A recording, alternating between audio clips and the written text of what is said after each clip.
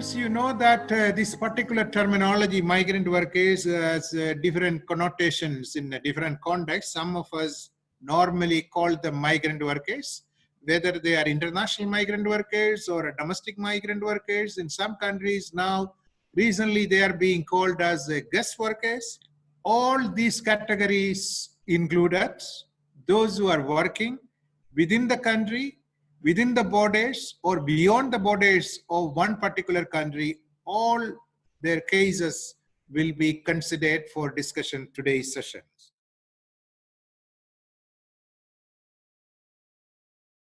I think COVID-19 brought the limelight all migrants throughout the world. In fact, today when we talk about migration, we are talking about something close to 272 million people globally migrating. Because when the lockout is announced in India, and we will talk about a little more in the later stages, there are some people knowing there will be a lockout. Some of the people have left their what is called the states of destination to their states of origin. For example, a Uttar Pradesh migrant who is working in Kerala, he left from Kerala to Uttar Pradesh. He reached his own place. So he has been quarantined in his own place because he has moved from Kerala to Uttar Pradesh. At the same time, some people have left Kerala, but they could not reach their place of destination. We call them stranded internal migrants. We used to talk about stranded refugees in the sea, but today in India, we are talking about stranded migrants because some of them were traveling, what you call them, 3,000 kilometers from Kerala to Northeast. So they have boarded a train from Kerala, but the train could not reach Northeast. They were stuck in Chennai. Now Chennai, they don't belong to Chennai at all. They were just a transit passenger. But then because of the COVID, Tamil Nadu government has to provide them food, shelter for the last 30 days. They are not able to move. We are still fighting what can be done for them because the lockout will end in another 1 week time. The third people who are stranded in the place of destination. For example, in Kerala alone, we have the Kerala Chief Minister told us we have 5 lakh other state people are sitting here without jobs, and the government is only providing what we call them the physical social distancing. Is basically social distancing really mean physical distancing. You can't, you have a distance between at least 1 meter between both beds and all the facilities, and also they are providing meals, what we call them common kitchen. So I think the migrants have been in the forefront in this particular COVID because the COVID is, I believe, it is a disease of migrants. The situation of Filipino migrant workers this time, they are very vulnerable. They are insecure, excluded by the host government, and abandoned by our own government. Because of the lockdown, in various countries, many Filipinos workers are now without jobs or no salary, as they are now in no work, no pay situation. The economic relief packages of governments in many countries excludes many Filipinos on a temporary workers visa, technical trainee visa, student visa, tourist visa, and the undocumented workers. While the Philippine government was forced to roll out economic relief during the lockdown, the program is proven to be problematic. Meanwhile, many Filipinos are also in danger of becoming undocumented as they cannot exit and have their status renewed. The insecurity of the overseas Filipino workers feel is compounded by the lack or even total absence of the Philippine government services to assist them in their problem. So, the situation here in Thailand is similar to many of the other countries. But it's very diverse amongst the migrant population from Burma. I'd say overall, the situation is going in the same direction from bad to worse. But it depends on their location, and their job. So I'm mainly speaking about our experience here in Chiang Mai and in Mae Sot, which is at the border, and also parts of Bangkok and central area. When there was a first lockdown in Bangkok, there was a mass exodus of around 60,000 workers. Many of them were afraid that without work, there would be no money, that they would not be able to survive in the city, according to, due to cost of living and related expenses, food expenses, etc. And when they left, their employers told them to go, but very few people received severance pay. There's been reduced wages. There's been places that have then said, okay, we're going to shut down at the end of the month. And some places have run out of materials. Like in the garment factories, they're receiving raw materials from outside of the country, or they've run out of orders.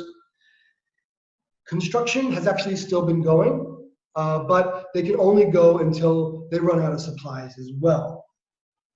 Domestic workers are reliant on their employers to have an income. So if their employers lose their income, then that can affect the domestic workers.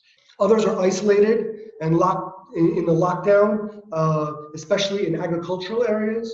So we have networks that reach down into the south, and we've heard that people in palm and rubber plantations are very much in need, and some other things like shrimp farms that are in remote areas. Generally, people are running out of food, they're out of money. In some places, they're going deep into debt just to be able to purchase food. The government, the Thai government, is not providing any assistance to migrant workers. It's supposed to be up to the employers, but we haven't really seen the employers taking their responsibility. The greatest vulnerability, though, to infection is migrants in detention. And we just saw this recently in the south. There are around 42 migrants from Myanmar who crossed in from Malaysia and were put in detention, and they've all been infected with COVID, is my understanding. The number of migrant domestic workers in Hong Kong is quite a lot. Apparently, it's nearly to 390,000 migrant domestic workers in Hong Kong. They are 98% is women, and they come from country in South Asia and Southeast Asia, of which Filipino and Indonesia constitute to the largest number among other nationalities. Given the reason Hong Kong has experienced protests and social unrest for around 8 months before the COVID-19 crisis. And in terms of migrant domestic workers, with the policy of social distancing and limited public gathering, it's have caused a lot of issue in the context of decent work for migrant domestic worker.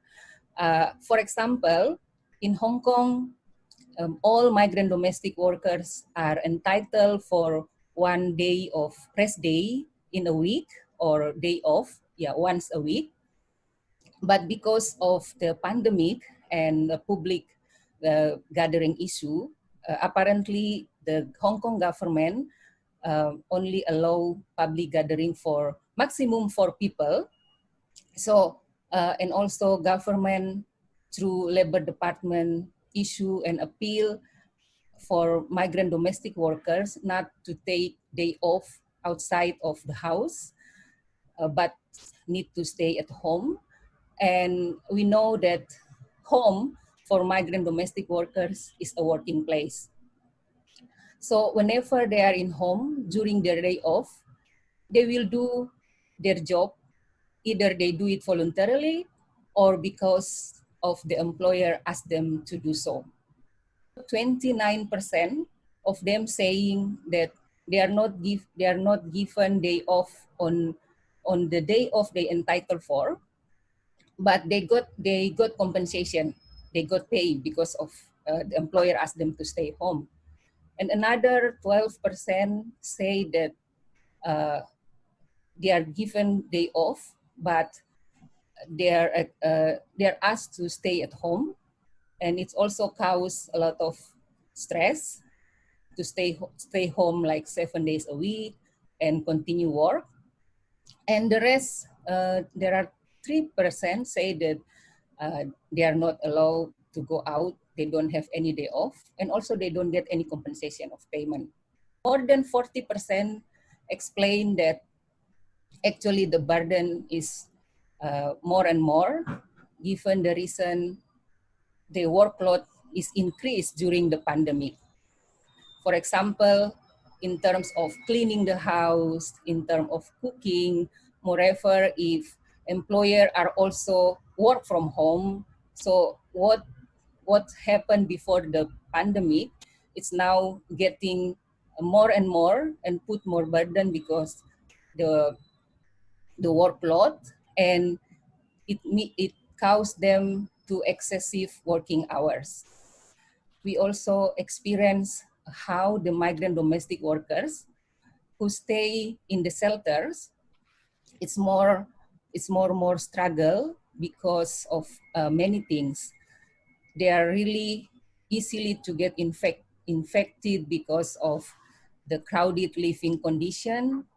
But apart from that, the worst thing is they are stay in the shelter for the purpose of settling their case against employer or against employment agency. But the case or the hearing date, for example, is being postponed until a further notice, because the government office like labor tribunal or court are also suspend their service until further notice. According to the government official, they have responded right away with the right system, which is the promptness and transparency principles. As experience is the best teacher, the 2015 MERS outbreak in the Republic of Korea served as a turning point for Korea to help build fundamentals for infectious disease response.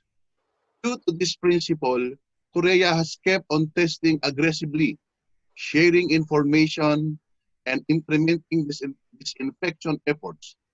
A series of steps, including patients testing, epidemiological investigation, and quarantine have been taken without hits, preventing any source of infection in advance. This has enabled our country to maintain urban services and functions without any lockdown or stay at home order while practicing its containment efforts.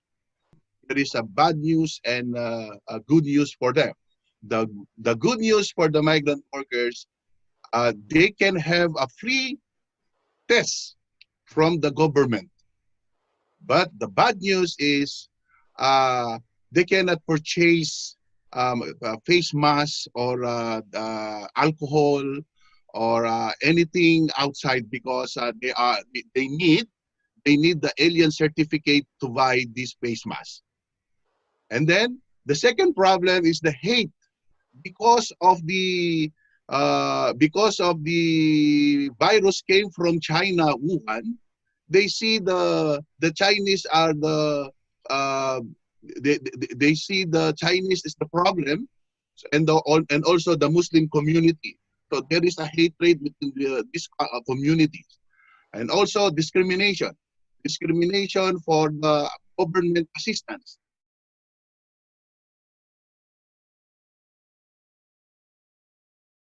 So the second part of this session is focused on the situation of international migrant workers amidst the COVID-19 crisis in the Arabian Gulf states. Talking about the people in the Gulf, we are having a real problem now because the standard workers in the past, we meant to certain categories of people, but everyone is stranded now. That is the situation in the Gulf, because there is no flight to take us home. So because of that, we are having a real problem we are facing in the Gulf. When I talk about standard workers, we talk about the poor workers in the labor camps, because the Gulf country, in the sense, there are a rich category and the poor category. The poor category is more, that is around 80% or 80-85% are the blue collar workers or whatever it is. So then we talk about the people who are stranded in each Gulf country is phenomenal, So when we come to their condition, we have to think about the government, what they are doing about these people. For example, in Bahrain, I told, is the best. Compared to many Gulf countries, Bahrain is the best because it's a small population, small country. Because after the announcement came on this COVID, the government, under the leadership of His Majesty the King, His Royal Highness the Prime Minister, His Royal Highness the Crown Prince, acted very swiftly. And the Crown Prince, especially being the chairman of the National Task Force Committee, Crown Prince is His Royal Highness Prince Salman bin Hamad Al Khalifa. He took over as the chairman and he really controlled the complete situation. The electricity, water, and municipality bills for almost 3 months have been waived. People don't have to pay their electricity and water and all. And 3 months salary of Bahraini workers also paid by the government. And BD 4.3 billion is a stimulus economic package was declared by the Crown Prince.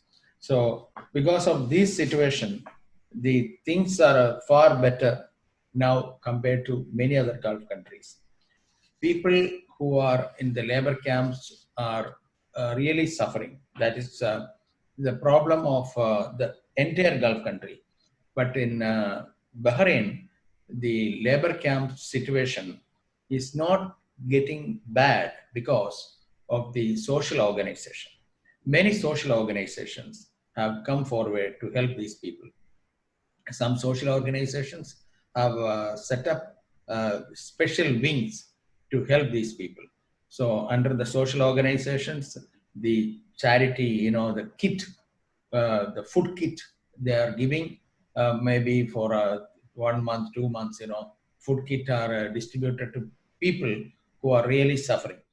The construction workers, there are 3 types of people which I would like to mention over here. One is the construction workers. They are mostly confined to the dormitories. They are far from the skyliners and stadium where they have been building and stripped into their income. Their income, because of the loss for the 3 months time or 2 months time, they could not get a job. They cannot go there. They have been stripped or they have been locked down in the labor camps. The labor camp facility itself is a business in this part of the world. If you look at some of the labor camps, 3,000, 4,000 people are staying in the labor camps. Each room will be having around minimum 6 to 12 people over there in a room. So there is a social distancing and similar to that one, what the government is telling, it's not happening over there. And then they don't have the money to buy the food. The dormitories are, it's a problem actually. It's keeping a lot of issues which is happening over there. The migrant workers, although the government is already doing some of the situation which is for the generally, like what someone has mentioned is that giving discounts on the electricity bill and small amounts on the free bus journeys, the metros and everything. But that do not help the low blue collar job people. There is another area. These people cannot, they are not been, their companies are not been got bills, so they cannot pay the money. So these people have been, they've been given accommodation, and they are in dormitories and they don't have money to buy food and everything. And then there is an alarming factor is the housemaids and the home workers and the essential workers, which is happening over there. Most of the houses are locked down, and they don't want to have a person to come from outside to their home for the home working because they are coming from a dormitory or a congested place. They are afraid of that one. So their job is also in stake. These are concerns. There are social organization and the government initiatives are there. Those are people who's already given food. There are public kitchens and community kitchens has been started. Or 2 years time, or maybe 3 years time, it's going to be a very bad situation for the financially economic situation will be happening over there.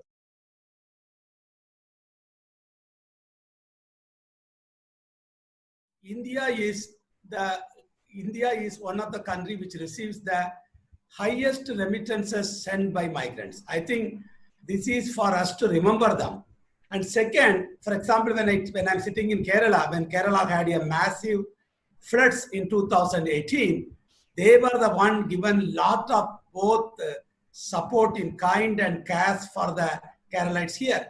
Now they are suffering. We can see them. In fact, I remember I was looking at the migrants problem in 2002 in the Gulf. It is almost 20 years back. Whatever problem we have seen them in 2002, 20 years back, now it is being talked about even today. Like the crowding in the worker camps, salaries are not paid, employers are being cheated. So it's like a routine problem. But right now, we are seeing them, they are so much vulnerable. This is the first time Pravasi is like almost begging, please take us back to our country, please take us back. And we can see the distress call. I think it will start very soon. And we are not only keeping ready all the facilities, like medical facilities to quarantine them. We are also talking about return migrant packages in the state of Kerala. I think this has to be talked about all the country level, all South Asian level, because you can't just give them food and stay. We have to provide them employment opportunities, rehabilitation, and India is ahead that. And I think we have to learn from each other, and India can do as much as they can do. And I think the return migration are bringing them back to the countries of origin, from Kuwait, from Qatar. We are doing that. It will start probably from the next week onwards, we are hoping. But meantime, Indian government is supporting through the Indian embassies in all the countries to provide food, provide medicine, provide facilities for the people who are stranded. They want to come and stay someplace, they are doing it. And I think every state government, especially the migrant organizations, I can see them, they are very active in the Gulf and they are helping them food. I think this is something we can learn. We are seeing now what is called the collective responsibility of countries of origin and countries of destination. Together, I think we have not seen this, the COVID-19, but it is a war, but we cannot see the enemy.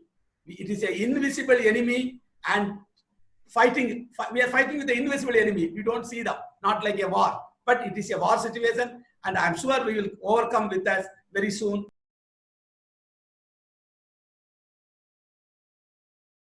There are 14 million Filipinos overseas, and around 3 million are migrant workers.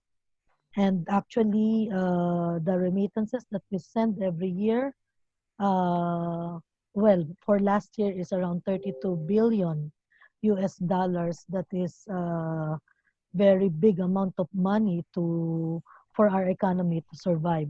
The Philippine government should provide immediate physical and mental health and ensure sufficient and systematic distribution of financial assistance to all Filipino citizens, both inside and outside the Philippines.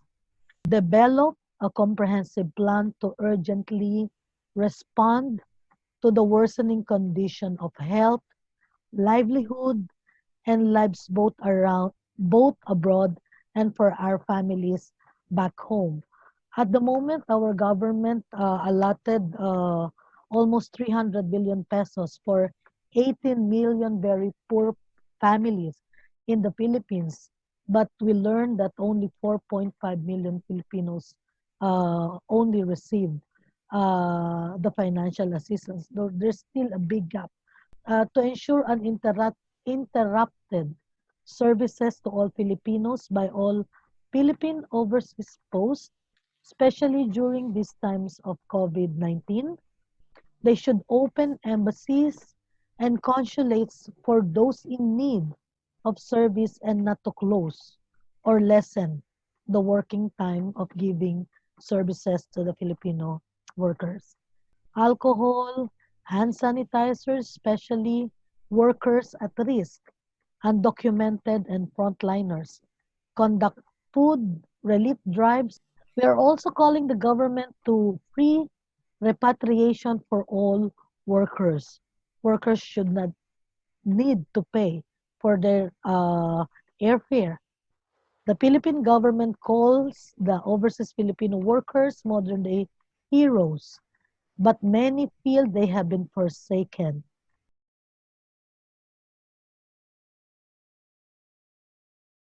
Thousands of people from Dhaka city, especially, they moved to their villages, and these people are basically the migrant people. So we are actually considering around 15 million people who are internally migrated people who are working, who are coming to Dhaka for their daily living. And this group of people are basically the rickshaw pullers, the transport workers, day laborers, then street vendors, hawkers, who are working in hotels and restaurants and small markets, and also in ready-made garment factories. That you know that Bangladesh is well known for its ready-made garments.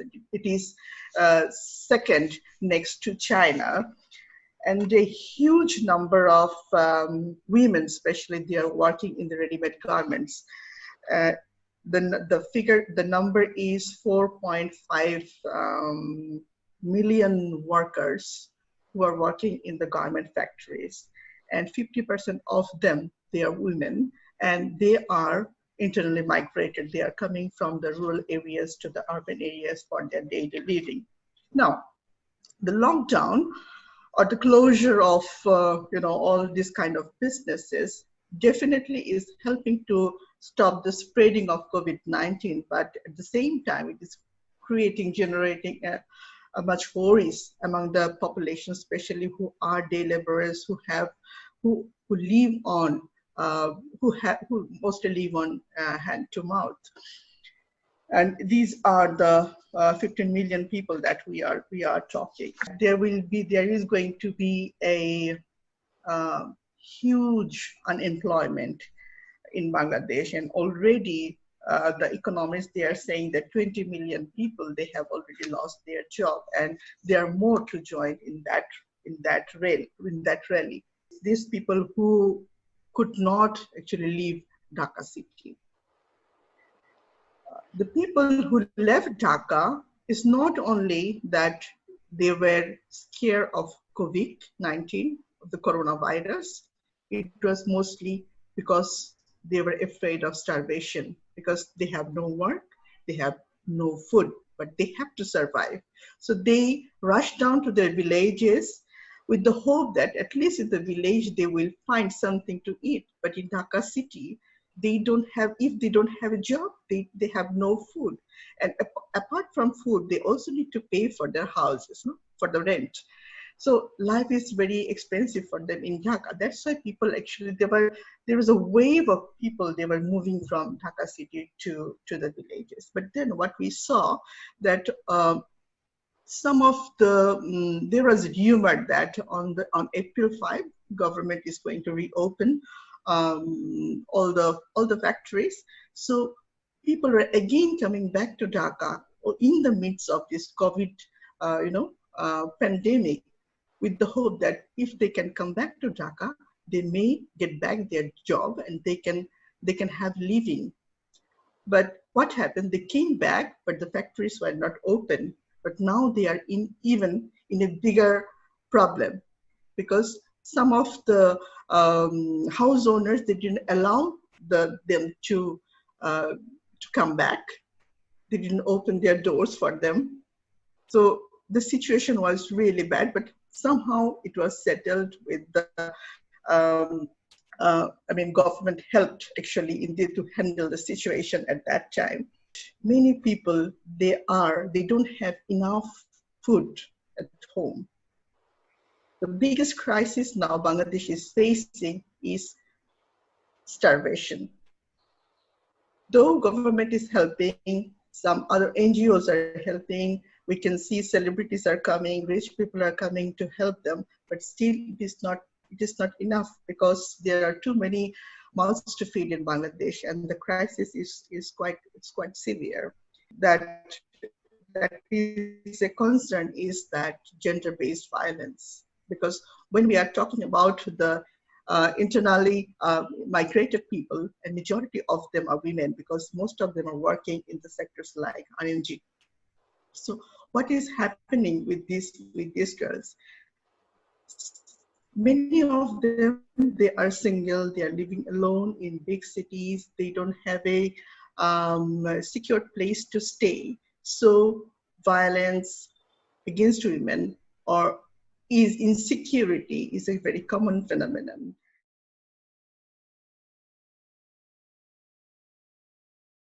We are May Day, International May Day. We are workers. Now, typical situation we are last week, migrant workers May Day, we are meeting, decide some standard working right. We are want to together. Somebody, John Scalan, someone input in Korea, support migrant workers and workers. So the church response, particularly in Korea, churches have supplied food, masks, sanitizers, and shelters for those who dire need in shelters.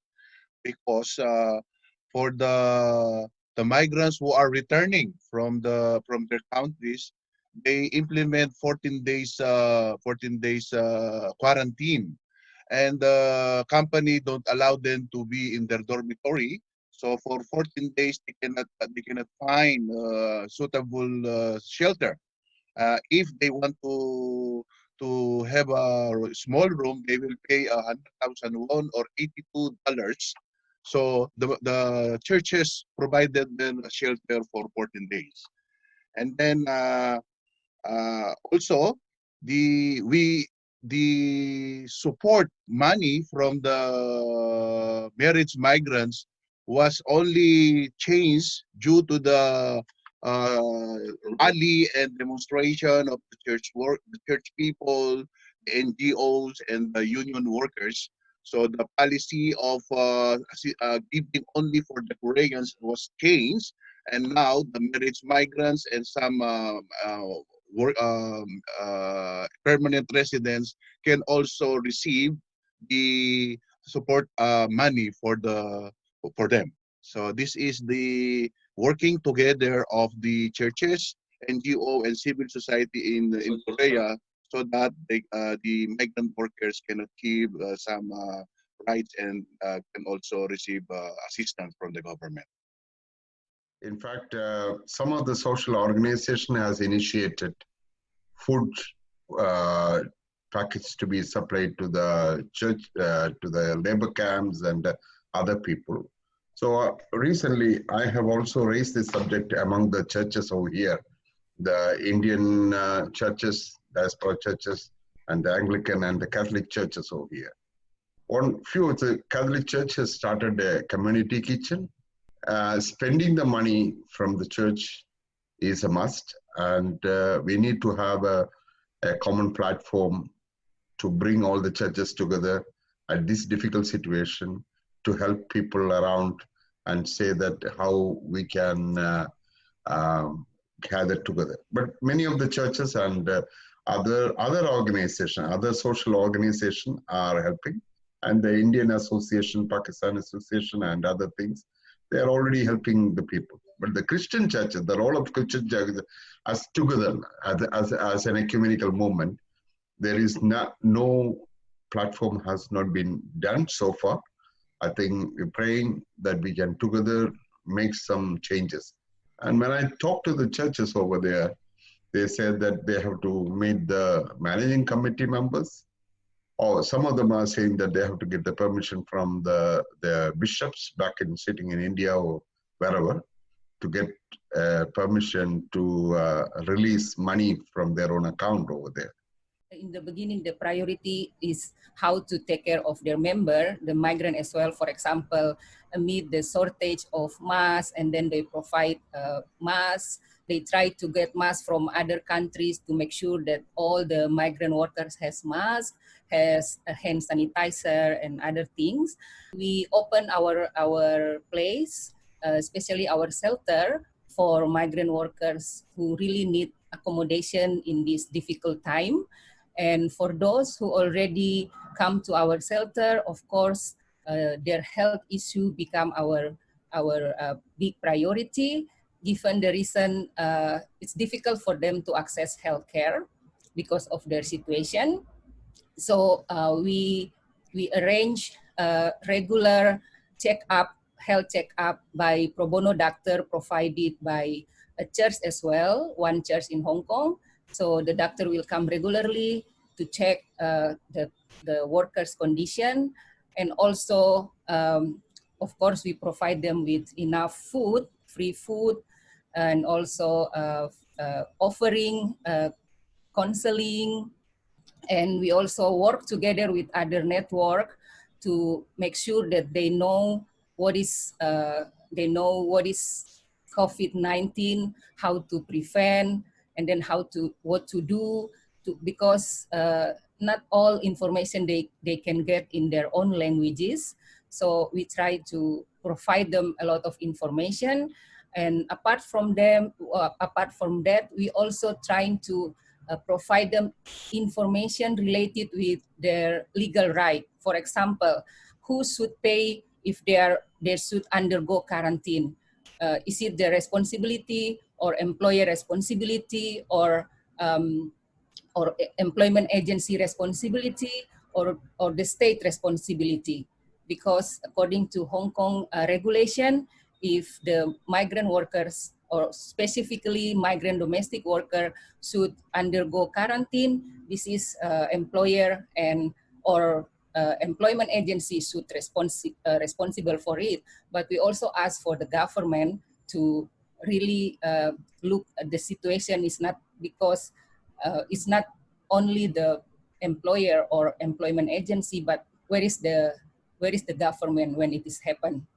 And also apart we do a lot of workshop to migrant domestic workers related with how to cope with anxiety and stress related to COVID-19.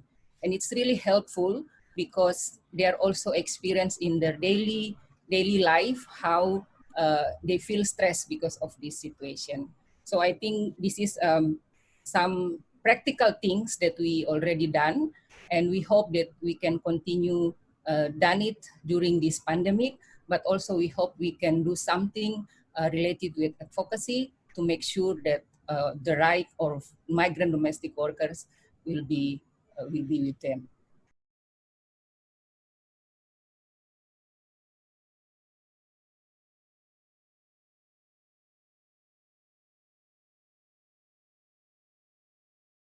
For the Bangladeshi community over here, when we have generally, when it's come to the some community development authority here with the government issues over there, it's not the Bangladeshi nationals or Indian nationals or Nepali nationals over there.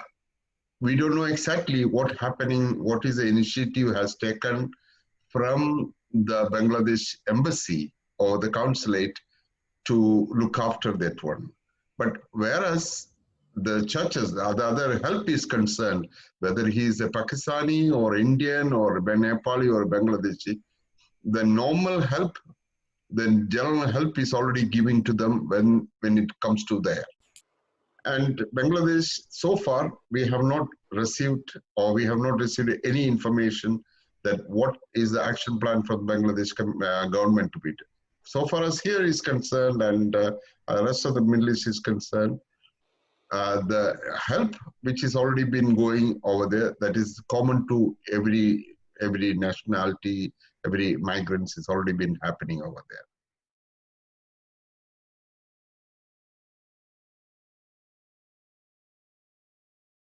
One is already that the Indian government has agreed now to move the interstate migrants with some precautions. So I think the mobility will start anytime right now. I think we can see within probably by Monday, people will be started moving from state to state. Also, I think this time, I think some of the states also want to get rid of the migrants using the opportunity. I think that is very sad.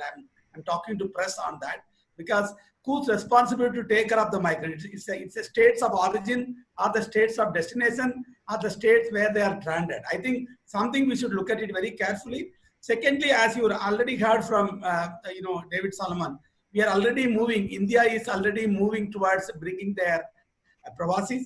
But only thing is, we are not going to bring everyone. I don't think there's any proposal to bring all Indians living in the Gulf, which is close to 100 lakhs or 10 million. I think there will be a priority basis. We are trying to bring the first base, the women, especially the pregnant women, children, and the elderly. Second base, we are going to discuss about bringing the people who are what is called they have lost jobs.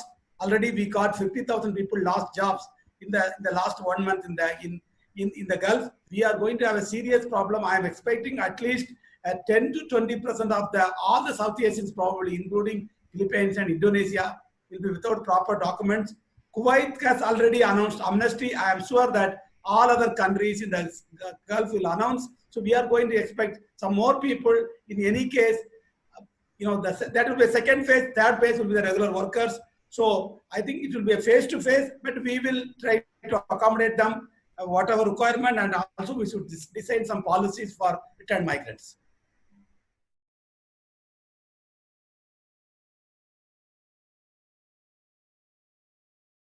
What the churches can do, if you want to stop the remigration, then you need to create job for those people or provide them their daily needs. And I don't know in what situation the local churches are. Do they have enough capacity to support these people or not? And so far, I believe that in Bangladesh churches, they don't have that capacity.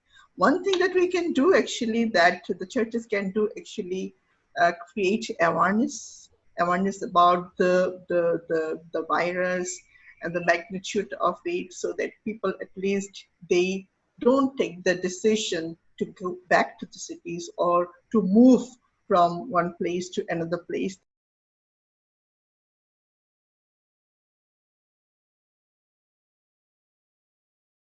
Almost all Asian churches are directly involved in responding to these issues in their local context. And then we are going to discuss about this on 7th of May again with the church leaders coming from different countries. Through this kind of a webinar, we will get a broader picture. At the same time, other concerns related with some of these issues we have already discussed. That means the domestic violence related issues, and also issues related with children in the context of COVID crisis, and health as a human rights in the context of COVID crisis. All these issues also will be addressed by CCA, thinking that this will help finally CCA to mobilize or sensitize its member churches and councils in the near future to address this concern. Of course, COVID crisis is not going to end by overnight. And this will have a longer impact, and what is going to be the response of the church in the post-COVID crisis, that also needs to be addressed. Thank you very much for your being with us, and we very much value your participation, and you have taken keen interest to be part of this in the midst of your other commitments.